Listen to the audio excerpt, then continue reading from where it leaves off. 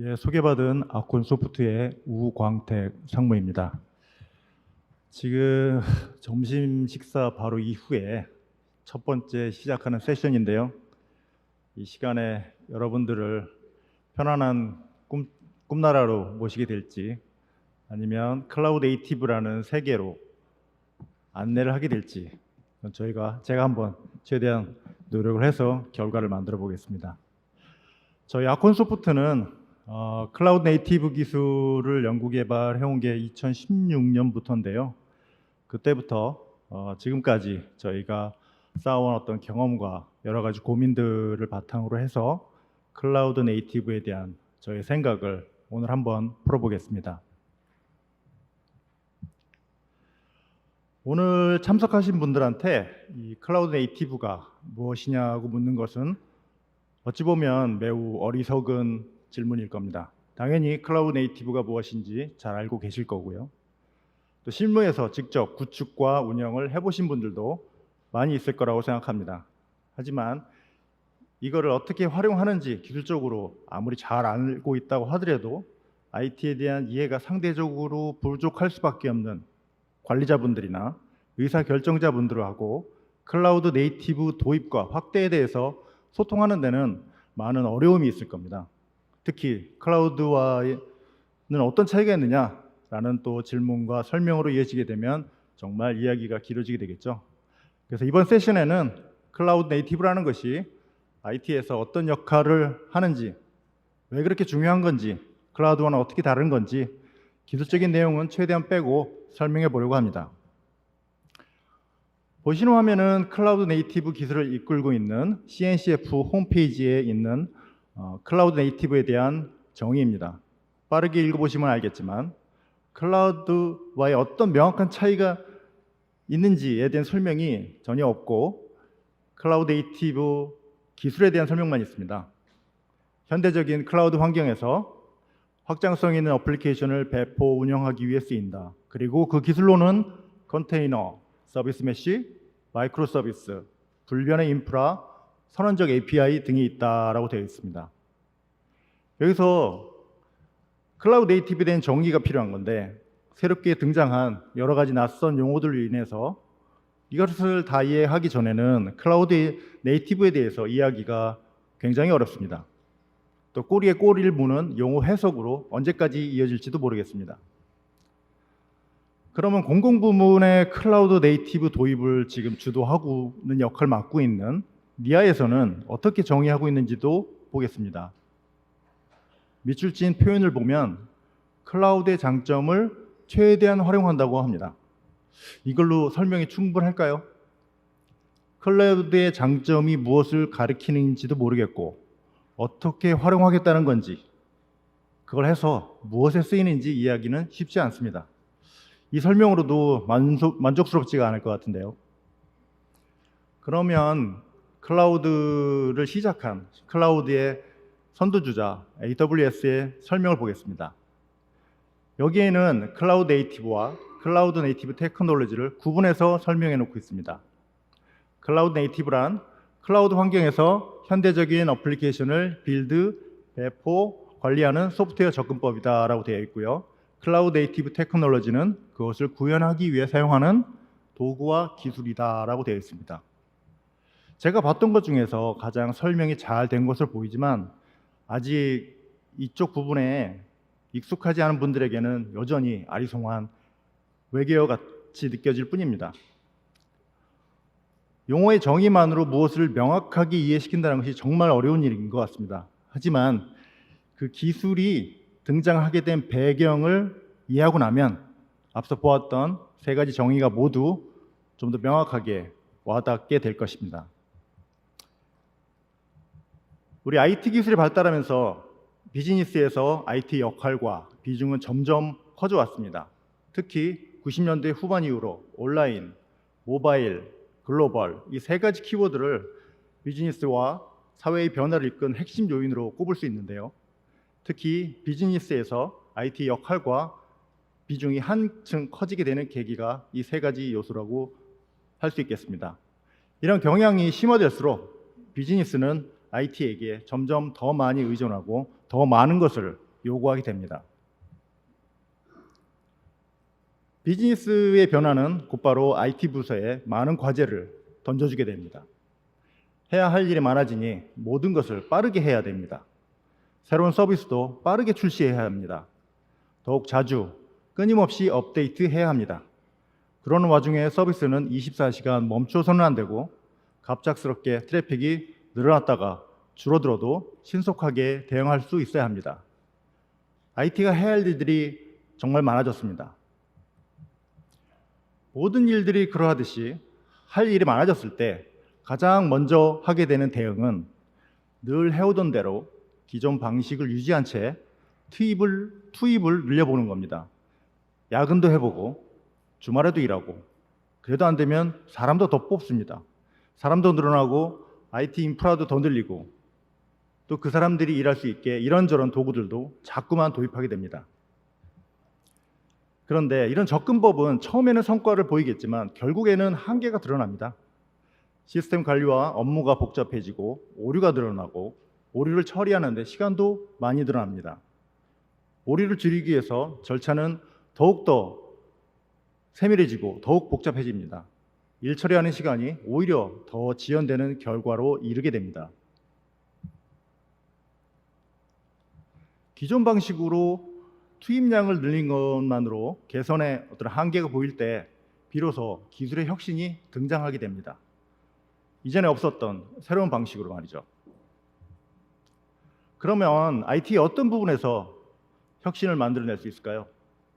전통적인 IT 환경에서 업무 속도를, 그 생산성을 개선할 요소를 찾아보게 됩니다. 몇 가지 개선점이 보입니다. 하드웨어를 구매하고 설치하고 필요한 시점에 사용할 수 있도록 준비하는 데 많은 시간이 걸리는 게 보입니다. 소프트웨어 애플리케이션을 테스트 서버에 상용 서버에 설치하고 정상적으로 동작하도록 준비하는 데 많은 시간이 걸리는 게 보입니다. 하드웨어와 소프트웨어는 그 대수를 늘리는데 그 늘린 숫자만큼 시간과 인력이 늘어나야 됩니다. 업데이트도 마찬가지고 백업 복구도 마찬가지입니다. 이 개선점에 대해서 한 발 더 들어가 보겠습니다. 인프라의 운영 관리, 소프트웨어 애플리케이션의 배포 운영, 그리고 소프트웨어 애플리케이션의 구조 등으로 그 문제점을 영역 또는 계층으로 나눠서 해결책을 탐색하기 시작했습니다. 그리고 그 노력의 결과로 등장한 것이 그 해결책으로 클라우드가 등장했고 클라우드에 다시 혁신을 더해서 클라우드 네이티브가 등장하게 되었습니다.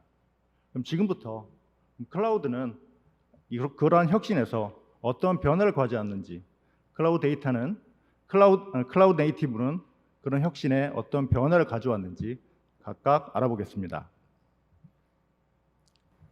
클라우드 등장 이전에 우리 인프라를 보게 되면 서버, 스토리지, 네트워크는 물리적으로 실제 하고 있는 물리세계였습니다. 필요 계획에 따라서 장비를 구매하고 필요한 곳에 빠르게 배송하고 엔지니어가 장비를 설치하고 OS를 설치하고 네트워크 환경도 맞춥니다. 이런 과정에 수주에서 수개월이 걸립니다. 필요할 때 빠르게 장비를 구할 수 없으니 만일의 상황에 대비해서 장비의 용량은 항상 여유를 두어야 했습니다. 이제 인프라가 준비되었으니 어플리케이션을 설치합니다.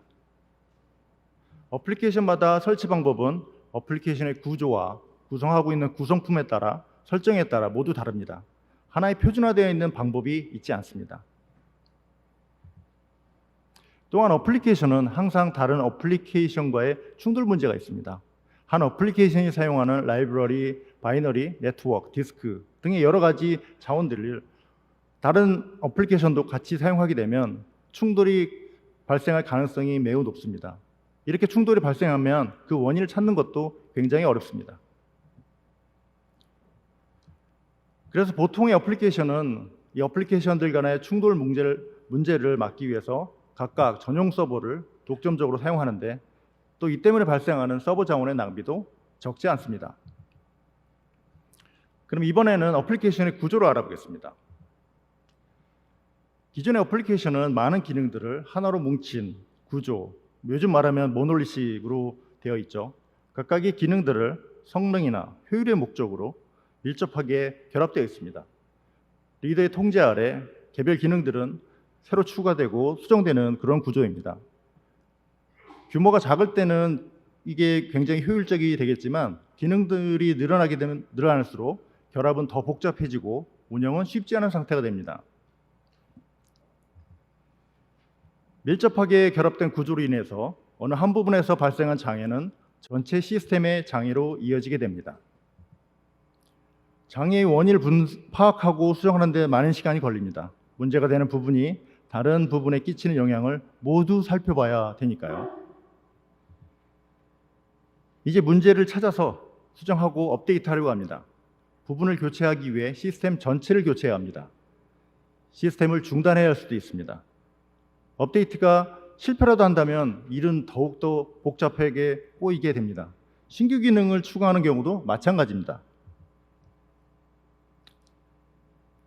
이제 클라우드가 등장합니다.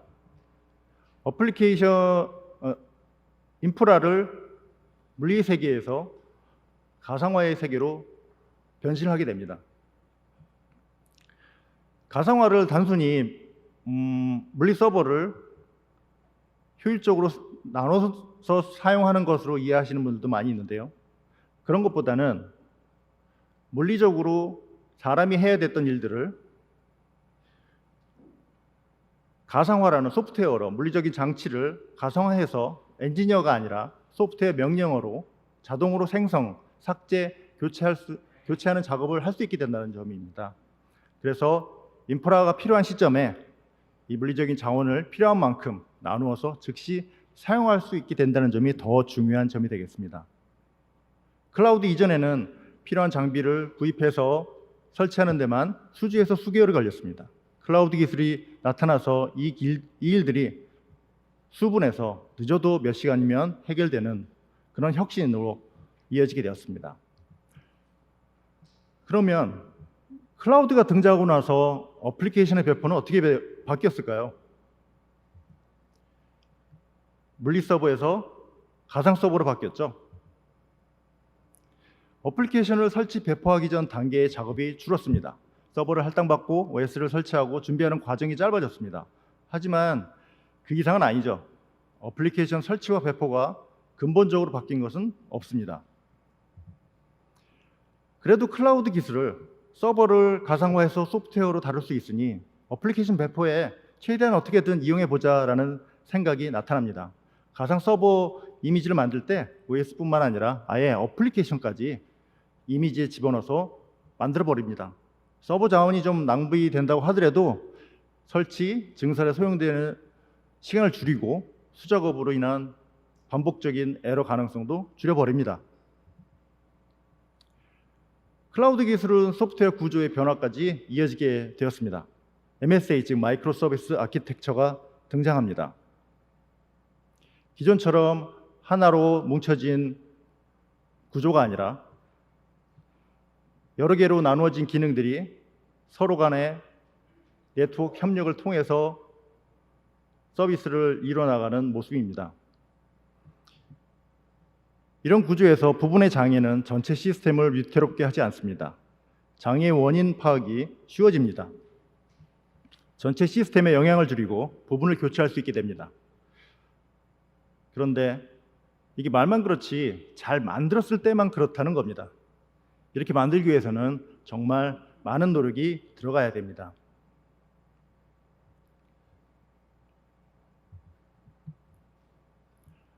분산된 각 단위 어플리케이션들이 유기적으로 협력하고 동작하기 위해서는 해야 할 일들이 많습니다. 각종 프레임워크, 툴, 라이브러리, 그리고 코드까지 새로운 방식으로 손을 대야 됩니다. 개발자들의 부담이 굉장히 커지겠죠. 운영자들도 힘듭니다. 어플리케이션이 여러 개로 나눠진 만큼 서버의 대수도 크게 늘어납니다. 관리해야 될 장비들도 늘어나고 장비들 간의 연관관계도 굉장히 복잡해집니다.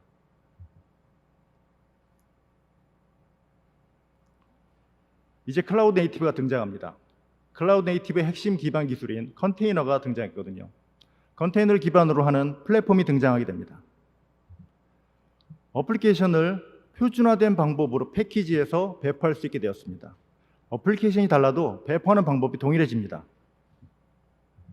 어플리케이션마다 서로 충돌 없이 환경을 격리해서 동작할 수 있도록 됩니다. 그렇게 되면 하나의 서버에 여러 개의 어플리케이션을 배포할 수도 있게 됩니다. 당연히 인프라 자원의 효율도 늘어나게 되겠죠. 여기서 한 발 더 나아가서 운영자가 어플리케이션을 특정 서버에 지정해서 일일이 배포하는 게 아니라 어플리케이션을 던져주면 플랫폼이 그때그때의 인프라 상황에 따라서 적당한 서버에 배포까지 자동으로 해주게 됩니다. 클라우드 네이티브는 MSA 도입을 더욱 수월하게 합니다. MSA 도입을 위해서 필요했던 많은 프레임워크, 툴, 라이브러리 대신에 플랫폼이 그 일을 대신하게 됩니다. MSA를 구현해야 하는 개발자들의 부담이 줄어들고 운영자들의 부담이 줄어들게 됩니다.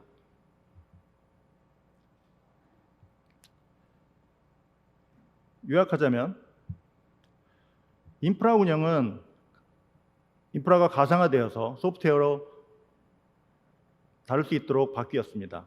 서버 단위로 수동으로 배포되던 어플리케이션은 컨테이너 단위로 배포되고 클러스터 단위로 운영하면서 자동화할 수 있게 되었습니다. 어플리케이션의 구조는 모놀리식에서 MSA로 바뀌었습니다. 이러한 변화에서 인프라 관리의 혁신을 가져온 것은 클라우드이고 어플리케이션의 배포와 운영의 혁신 그리고 MSA의 기술의 완성을 가져온 것은 클라우드 네이티브입니다. 단순하게 말해서 인프라는 클라우드, 어플리케이션은 클라우드 네이티브 이런 관계라고 보시면 되겠습니다.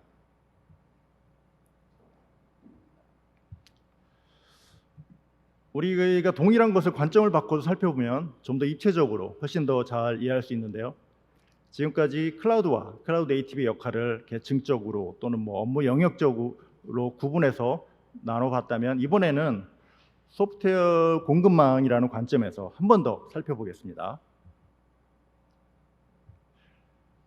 보시는 그림은 일반적인 공급망 관리를 표현한 겁니다.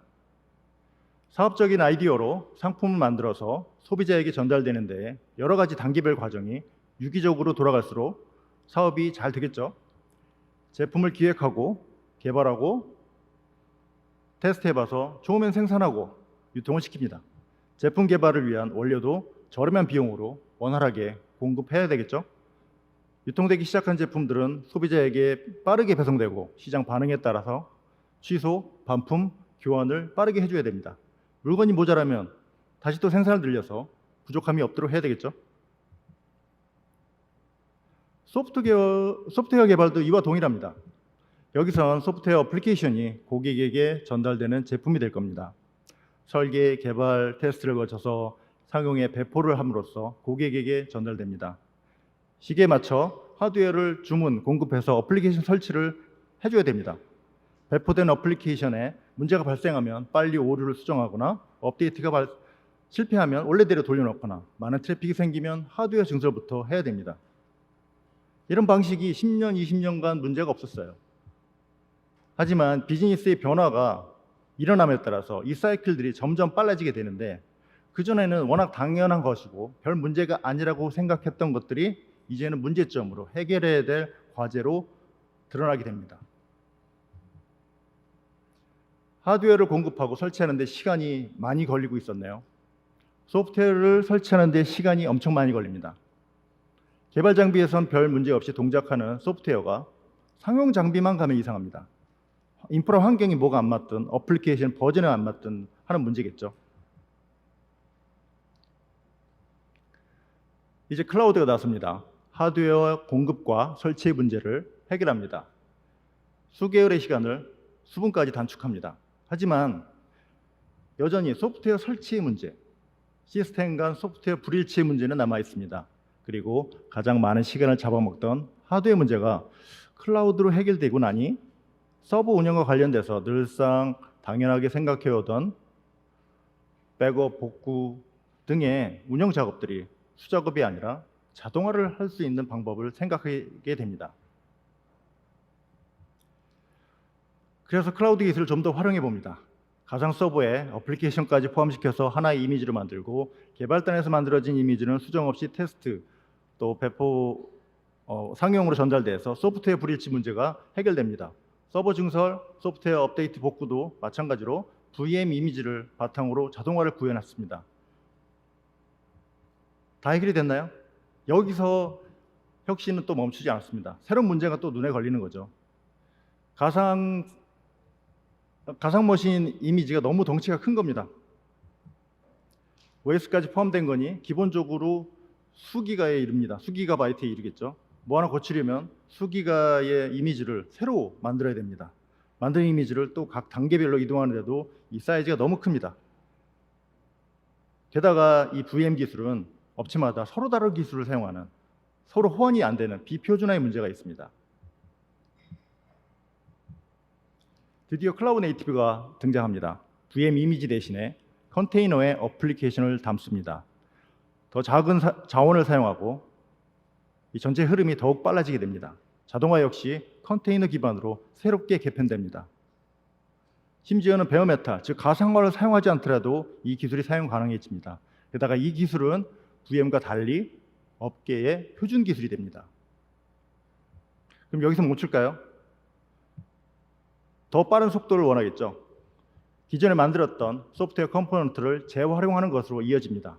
소프트웨어 컴포넌트를 컨테이너의 형태로 저장, 관리하게 되면 새로운 개발을 할 때마다 바로 꺼내서 재활용할 수 있게 됩니다. 조직 내부에서 만든 것뿐만 아니라 외부 기관에서 만든 것이 될 수도 있고 오픈소스도 이와 마찬가지 방법으로 사용할 수 있습니다. 여기서 만족한가요? 요즘은 이 개발도 AI가 대신해주는 기술이 등장했습니다. 앞으로 초급 개발자들을 위협할 수도 있는데요. 이렇게 각 지점의 소프트웨어 서플라이 체인에서의 각 지점의 프로세스를 더욱 빠르게 개선하는 노력은 앞으로도 계속 이어질 것으로 생각이 됩니다. 보신 것처럼 IT 환경은 개발자, 운영자들의 수작업을 자동화하는 방향으로 바뀌어 왔습니다.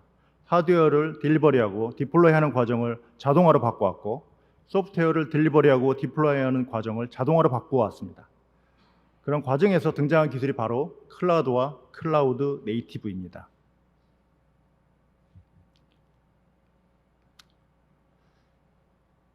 여기까지 해서 제가 클라우드 네이티브의 역할을 저도 여기까지 딱 이해하고 났을 때 이런 생각이 들었어요. 그럼 그거를 왜 클라우드 네이티브라고 이름을 줬을까? 물론 기존 클라우드와 구분하기 위해서 이름을 붙였다고 말하는 사람도 있습니다. 근데 클라우드 플러스도 아니고 클라우드 업도 아니고 클라우드 넥스트도 아니고 왜 클라우드 네이티브라는 이름을 붙였을까요? 그래서 지금부터 설명드린 내용은 전혀 실용적이지 않을 수 있겠지만 클라우드 네이티브를 바라보는 시각을 갖는데 분명 도움이 될 거라고 생각해서 말씀드리겠습니다. 저는 네이티브라는 것을 이해하기 위해서 이민에 빗대어 설명드리고 싶습니다. 성인으로서 이민을 간다는 것은 이 나라에서 다른 나라로 더 나은 자유와 어떤 새로운 기회를 찾아서 떠나는 거죠. 근데 이게 쉽지가 않습니다. 모든 게 낯설어요. 언어, 음식, 제도, 심지어 나는 예전의 방식을 버리지도 못하고 있죠. 같이 이민 간 꼬마 아이가 자랍니다. 새로운 환경에 적응할 시간도 많고 부모 세대와는 다른 변화를 또 한번 시도해 봅니다. 하지만 자신을 키워준 부모의 사고방식에서 완전히 자유롭진 못합니다. 여전히 고향을, 자기가 살아왔던 고향의 생활을 몸이 기억하고 있습니다. 이 세대가 되면 이민 간 곳에서 새로운 아이가 태어납니다. 부모의 고향을 가본 적도 없고 이곳이 내 고향입니다. 부모 세대들에게서 낯설었던 이곳의 모든 게 이들한테는 자연스러운 거죠. 이들을 우리가 뭐라고 부르죠? 네이티브라고 부릅니다. 거기서 태어났으니까. 클라우드 네이티브라는 명칭의 힌트가 바로 여기에 있습니다. 이러한 이민 세대별의 차이를 클라우드로 바꿔서 살펴볼게요. 전통적인 서버 환경에서 만든 어플리케이션은 형태를 그대로 유지하면서 인프라만 물리적인 서버가 아니라 가상 서버로 바꾸어서 이동합니다. 클라우드가 제공하는 인프라의 이점을 취하기 위해서죠. 하지만 어플리케이션 운영은 기존의 방식과 크게 다를 게 없습니다. 어플리케이션은 여전히 서버 단위로 배포되고 운영됩니다. 서버를 다루는 방식만 바뀔 뿐이죠. 어플리케이션의 구조는 중앙 집중형이고 또 가부장적이죠. 이제 클라우드 환경에도 익숙해졌겠다. 클라우드 환경이 주는 이점을 최대한 적극적으로 활용해 보려는 움직임이 생깁니다. MSA 그리고 DevOps입니다. 어플리케이션의 구조도 분산 네트워크형으로 바뀌고 서로 간의 협력이 강조됩니다.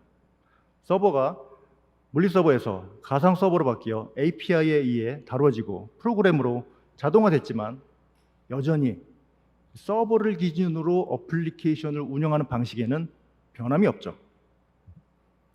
이제 네이티브 세대로 갑니다. 클라우드 네이티브입니다. 클라우드 인프라 환경에서 어플리케이션 운영 방식을 바꿉니다. 클라우드 시대까지 이어져 오던 기존의 서버 단위 운영 방식을 버리고 컨테이너 단위의 운영 방식으로 탈바꿈하게 되는 겁니다. 서버를 운영하던 방식도 수백 수천의 서버를 하나의 클러스터로 묶어서 운영 자동화로 만들어냅니다. 이게 바로 클라우드가 꿈꾸는 확장성, 유연성, 고가형성을 한 단계 더 높은 수준으로 끌어올리게 되는 겁니다. 분산 네트워크 구조는 단위 어플리케이션들이 컨테이너 단위로 더욱 작게, 더욱 민첩하게 바뀌어 나갑니다. 개발자들이 직접 서버에 접속해서 설치하고 살펴볼 일도 사라지게 됩니다. 오로지 컨테이너 또는 그 묶음으로만 배포하고 실행 결과를 보기만 하면 됩니다. 앞으로 이런 환경에서 개발을 시작하는 개발자들은 이제 서버가 뭔지도 모를 수 있고 구경도 못 해보는 시대가 될지도 모르겠습니다.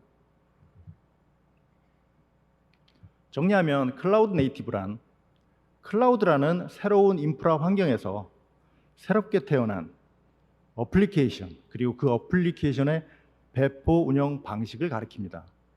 CNCF의 정의에서 언급하는 컨테이너, 서비스 메쉬, 마이크로 서비스, 선언적 API 등은 그 클라우드 네이티브를 실현하기 위한, 구현하기 위해 사용되는 기술입니다. 그리고 클라우드 네이티브 환경을 하나의 집약한 형태로 제공하는 것이 바로 오늘 서밋의 주제인 클라우드 네이티브 파스입니다. 말 나온 김에 한 발 더 나아가서 많이 쓰이는 용어죠. 클라우드 마이그레이션과 앱 모더나이제이션에 대해서도 설명을 이어가 보겠습니다. 앞서 설명을 들으셨다면 이거는 굉장히 쉬워질 겁니다. 이제 클라우드 마이그레이션, 번역하면 클라우드 이민이죠. 말 그대로 어플리케이션을 이쪽 인프라에서 저쪽 인프라, 즉 온프레미스 환경에서 클라우드 환경으로 옮기는 겁니다. 클라우드 환경에 따라서 일부 작업이 있을 수도 있겠지만 어플리케이션을 근본적으로 손대지는 않습니다. 이에 비해 어플리케이션의 모더나이제이션은 어플리케이션을 바꾸는 겁니다. 그럼 이전에 어디까지가 모던이고 어디까지가 트래디션 전통이냐? 이전에 서버 인프라 환경에서 개발되었던 어플리케이션을 전통적 트래디셔널이라고 부르게 되는 거고, 클라우드 네이티브 이후로 만들어진 클라우드 네이티브 방식으로 만들어진 어플리케이션을 모던 어플리케이션이라고 부르는 거고요. 그렇게 전환하는 것을 모더나이제이션이라고 부르겠죠. 즉 어플리케이션의 구조, 어플리케이션의 운영 방식의 변화가 동반되게 됩니다. 간혹 클라우드 네이티브 마이그레이션이라는 얘기를 들 때가 있습니다. 굉장히 지금 설명을 듣고 나면 앞뒤가 안 맞는 그런 용어가 되겠죠. 이제 마지막인데요. 오늘 설명드렸던 내용들을 하나의 이미지로 정리해서 설명드리며 마치겠습니다. 오늘 클라우드와 클라우드 네이티브를 별도의 개념으로 명확하게 하고자 구분해서 설명드렸지만 사실 넓은 의미로 봤을 때 클라우드 네이티브 역시 클라우드에 포함된다고 할 수 있습니다. 처음에 클라우드 세계는 커다란 단위로 가끔씩의 변화가 있었지만 시간이 갈수록 점점 작은 단위로 더욱 빈번하게 변화하는 쪽으로 흘러왔고 앞으로도 계속 그런 방향은 유지가 되면서 흘러가게 될 것입니다. 저는 클라우드의 가장 큰 특성은 변화 가능성이라고 생각합니다. 비즈니스의 요구에 빠르게 발맞춰서 변화를 유연하게 수용할 수 있는 능력인 거죠. 그 변화 가능성을 최대한 활용하는 것이 클라우드 활용의 핵심입니다. 그래서 이 흐름에 올라타지 못하거나 또 이 흐름에 뒤처져서 여러분의 그리고 우리들의 비즈니스가 경쟁력을 잃어가는 일은 없길 바라겠습니다. 이상으로 제가 준비한 내용 여기까지고요. 끝까지 들어주셔서 감사드리고 조금이나마 졸린 시간에 조금이나마 도움이 되기를 바라겠습니다. 또 남은 세션도 끝까지 남아서 들어주시고요. 이상으로 마치겠습니다. 감사합니다.